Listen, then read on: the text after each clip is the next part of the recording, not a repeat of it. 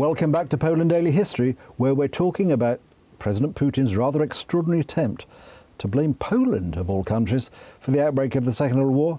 And we're discussing this with my studio guest, Stefan Tompson. Stefan, welcome back. Thank you, well, Nicholas. I mean, this is extraordinary, isn't it? And Putin, in many ways, is sort of mirroring this sort of rather irrational character that Stalin was. You know, the Russian fiction is that we had to invade Poland because the country had failed and we had to sort of rescue everybody. Conveniently forgetting the fact that we'd spent the previous period starving people in that part of the world deliberately. And the NKVD and this sort of terrible sort of regime of complete intolerance. You know, you read books on this, and one of the great ones, which you no doubt read, is Timothy Snyder's book, The Bloodlands. And, you know, you have this thing where, you know, I starve you to death, but your act of starving is, in fact, an act of defiance against me. I mean, this completely twisted mentality. And, of course, this, and therefore, Poland, having been invaded by Germany and then invaded by the Soviet Union, I mean, this part of Poland, people suffered tremendous horror. You know, in terms of the number of civilian deaths. I'm not talking about the military deaths, which are bad enough, but this bloodthirsty evil of concentration camps, of just indiscriminate shooting. I mean, extraordinary. Yeah, I mean, that is ultimately, eventually, where communism inevitably leads. And I think this current historical debate is a very good time to reconsider what communism is and to reconsider what that form of totalitarianism leads to. And I think these are lessons that in Poland and in the Eastern Bloc, in post-communist countries, it's a lesson that has been profoundly understood, because that communism was imposed upon us with Soviet tanks. Whereas in Western Europe, I think to this day, communist totalitarianism is not entirely understood, not entirely comprehended, and very often, to certain degrees, it's whitewashed and given a pass that Nazism, a similar form of totalitarianism, is never given a pass, and rightfully so.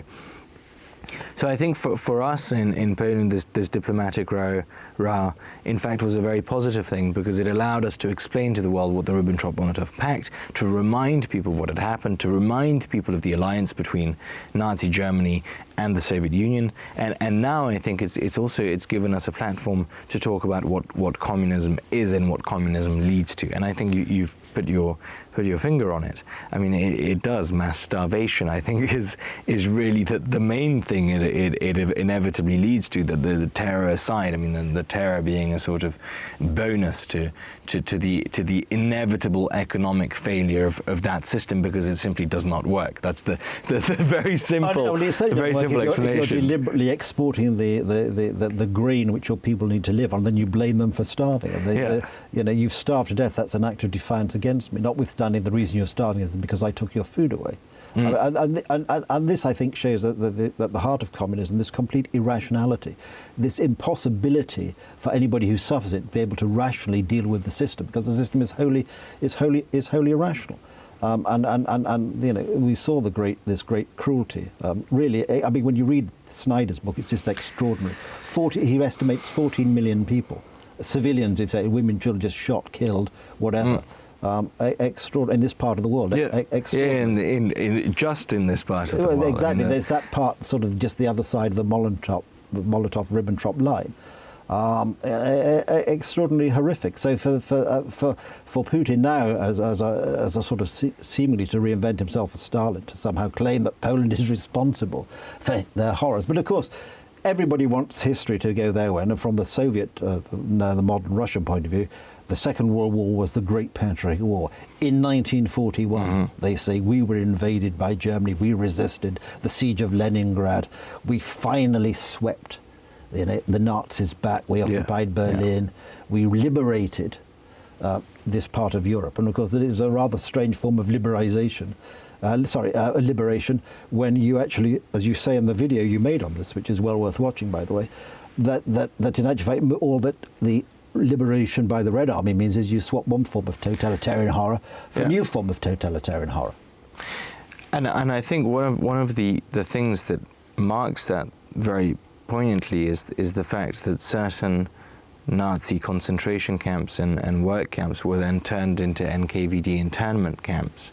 Zgoda, Potulice, Łambinowice, Jaworzno, Majdanek. All of these were then used for varying lengths of time, some of them for several months, some of them for 2-3 years, were used as Soviet internment camps. People were killed there, people were tortured there, people were interrogated there, people were held there.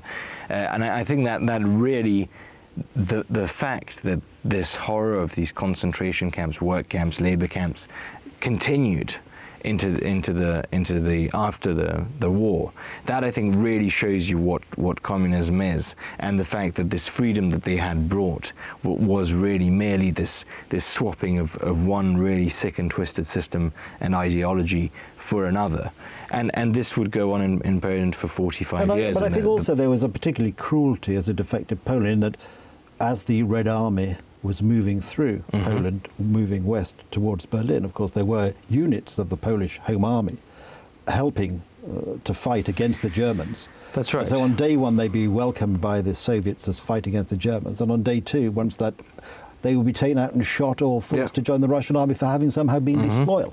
I mean, this seems to be a peculiarly anti-Polish stance by Stalin. That on the one hand you're fighting with the Red Army against the Germans to liberate Poland, and but somehow by doing that you're somehow a traitor to the cause who are liable to be shot.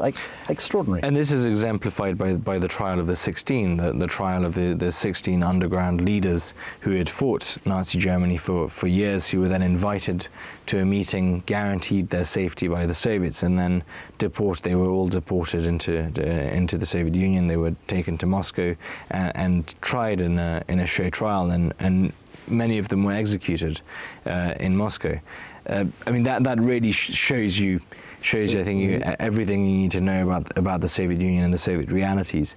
And this is the very sort of saddening thing, was that Soviet crimes were then in Western Europe were excused by people. They were ignored by people for many years. In France, it took people well over a decade after the war to acknowledge the fact that actually perhaps not everything that was going on in the Soviet Union was hunky-dory. Exactly. You had leading intellectuals, leading public intellectuals in France defending the Soviet Union well into the mid-50s. And that's something I think we look at in the next section. That's probably a good point to end this section. Thank you, Stefan. Thank you, Nicholas. Join us for another episode in this exciting and really fascinating subject about Mr. Putin's attempt to blame Poland for the Second World War.